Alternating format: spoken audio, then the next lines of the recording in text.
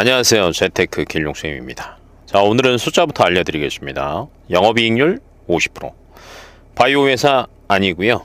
반도체 장비 회사입니다. 반도체 장비주 평균 영업이익률이 15에서 20% 정도 하거든요. 근데 이 회사는 50%입니다. 3배 가까운 초수익. 비밀 딱 하나예요. TC본도 글로벌 점유율 71%입니다. 자, 어떤 회사인지 이제 감이 조금 오시죠? 네, 오늘 8편 준비했습니다. 7편에서 원익 IPS 말씀드렸어요. 자, 오늘의 주인공은 한미 반도체입니다. K소부장 이야기할 때 가장 센 회사 중에 하나지 않을까라고 대부분 이야기하시는 그 종목입니다. 자, 오늘 영상 끝까지 보시면 한미 반도체 정체, 그리고 TC본도가 왜 중요한지, 영업이익률은 왜 50%가 넘어가는지, 그리고 하이브리드 본도의 미래 장악 전략까지 모든 걸 한 번에 이해하실 수 있을 겁니다. 자, 시작 전에 구독과 알림 하고 왔죠? 네, 그래야 다음 편 또 놓치지 않습니다. 자, 그럼 지금 한미반도체가 어떤 회사인지부터 한번 알아볼게요. 한미반도체는요, 1980년 설립된 우리나라 대표적인 반도체 후공정 장비 전문 기업입니다. 이미 40년 이상 노하우 축적돼 있죠. 그리고 최근 들어서 코스피 상장 종목 중에서도 가장 가파른 성장 종목 중 하나에 들어갑니다. 핵심 사업 영역 알려드릴게요. 후공정 장비 전문이고요.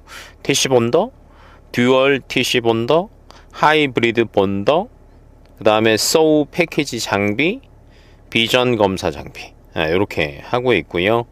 작년 기준으로 매출 비중을 보자면 TC본더가 약 60% 정도 담당하고 있고요.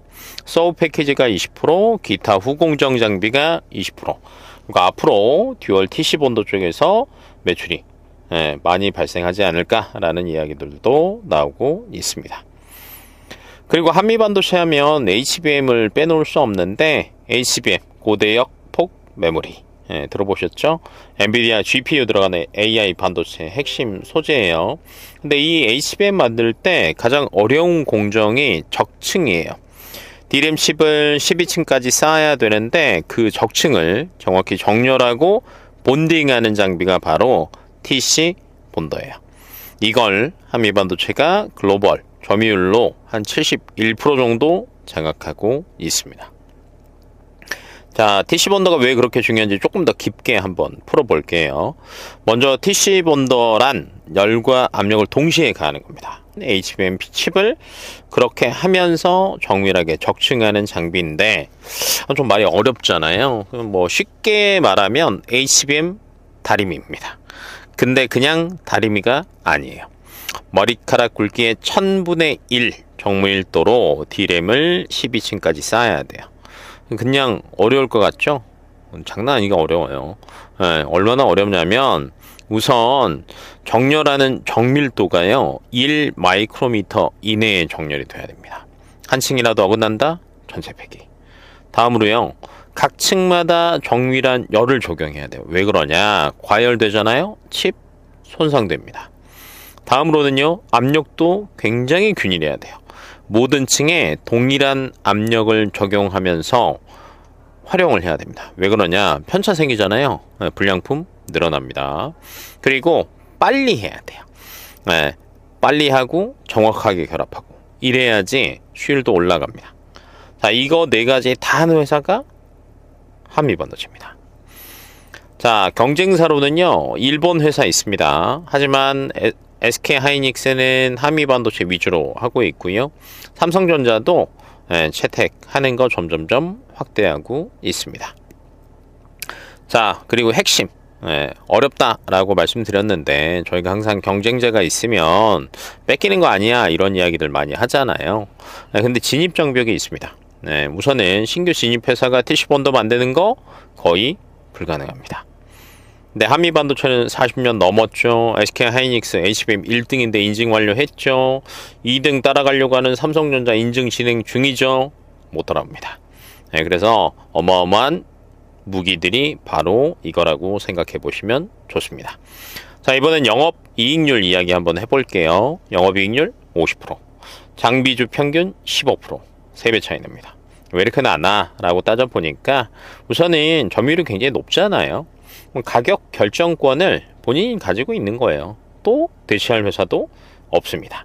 네, 그러다 보니까 부르는 게 값이다 라고 보시면 될 것 같고, 두 번째는요, 장비 매출은 꾸준하게 오르잖아요. 근데 이제 고정비 레버리지라고 해서 추가로 들어갈 건 없는 겁니다.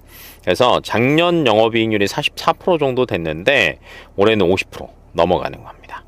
그리고 매출 1% 는다 그러면 영업이익은 약 5% 정도 는다니까 아마 앞으로 TC본도의 점유율이 올라가거나 또는 새로운 TC본도가 또 매출이 상승하게 되면 영업이익률 더 올라갈 수도 있습니다.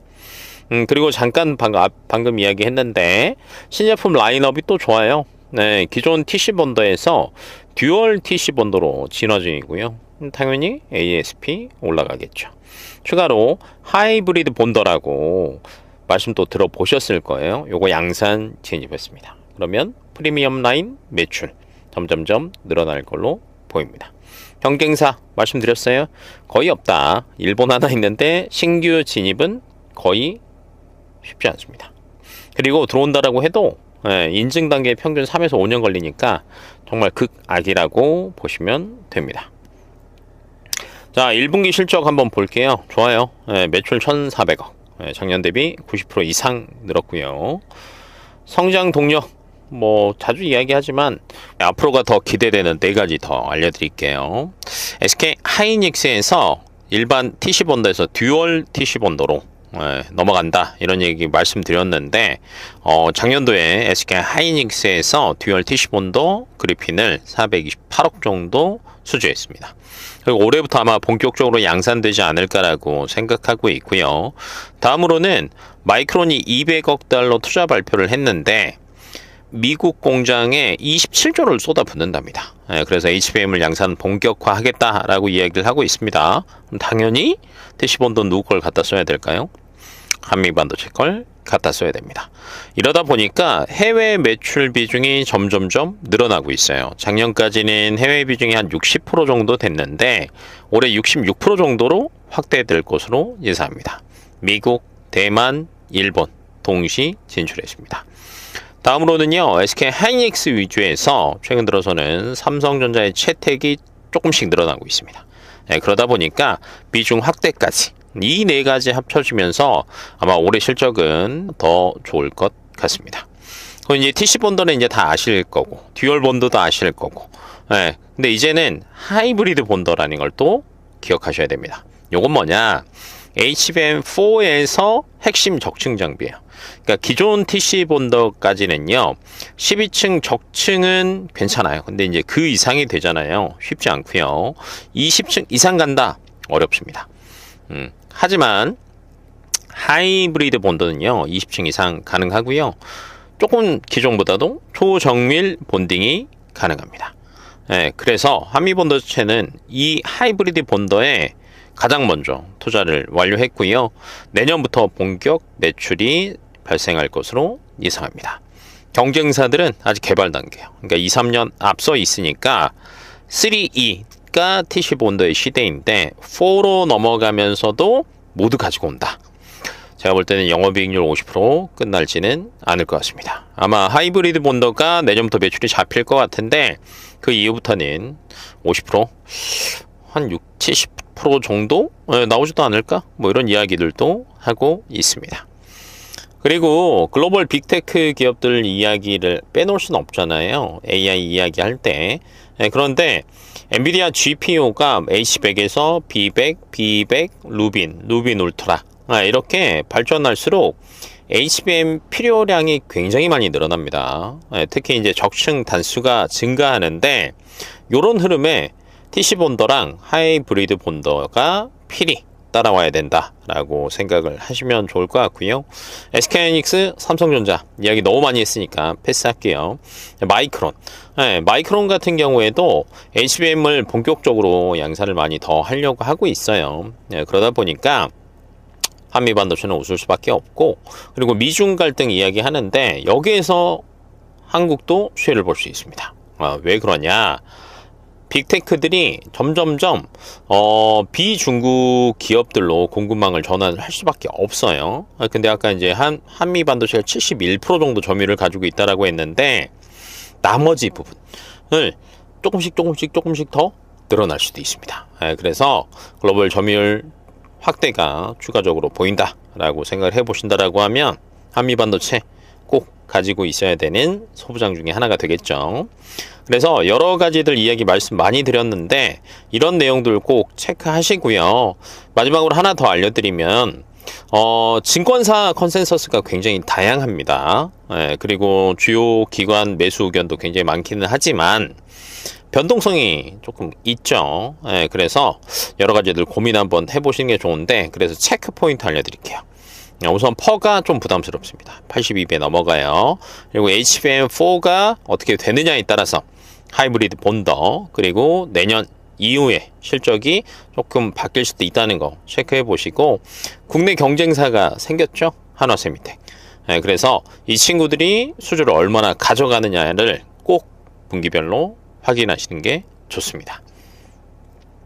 자, 8편 끝났습니다. 끝까지 봐주셔서 감사하고요. 한미반도체 이제 다 알겠죠? 그래서 요것만 알고 계셔도 어디 가서 한미반도체 이야기하실 수 있습니다. 자, 오늘 숙제 알려드릴게요. 먼저 한미반도체 1분기 실적 한번 보시고요. 두 번째, SK 하이닉스에서 추가 수주 어떻게 나오고 있는지 체크 한번 하세요. 셋째, 마이크론 HBM 캐파를 어느 정도 늘리는지 한번 보세요. 그 늘리는 규모에 따라서 한미반도체 주가 상승도 따라갑니다. 마지막으로 HBM4 양산 일정 체크하시면서 점유율 체크하신다라고 하면 조금 더 방향성을 잘 잡으실 수 있을 겁니다. 자, 다음 편 예고도 해드릴게요. 유니셈입니다. 극좋은 칠러 강자. 영하 70도에서도 돌아가야 되는 핵심 장비, 그리고 3D 랜드 이야기 하시는데 여기에서 유니셈 빼두시면 안 됩니다. 이제 몇 개 안 남았어요. 유니셈 있고요. 이수페타시스, 솔브레인 이렇게 있고, 마지막 시리즈 완결편 있습니다. 자, 오늘 영상도 도움 되셨다면 구독과 좋아요, 알림 설정 꼭 하시고, 놓치면 안 되잖아요. 공부가 쌓일수록 계좌 앞자리가 바뀝니다. 이상 재테크 길룡쌤이었습니다.